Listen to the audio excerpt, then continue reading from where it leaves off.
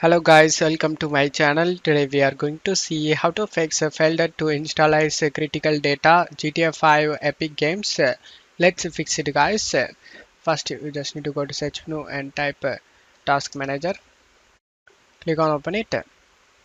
In task manager you just need to search for Epic Games launcher. If it is running then end task it and Rockstar Games. If it is running then end task it. After that just close stuff here and go to search menu and type run.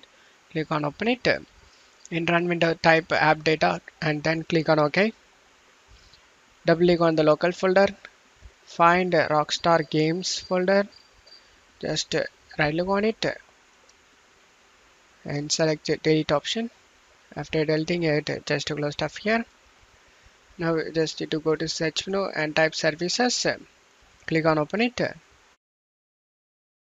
In services you just need to find Rockstar Game Library service. After finding it just double click on it. Startup type set to automatic and start the service. After that select apply and OK for save changes. And then just to close stuff here and open up Epic Games.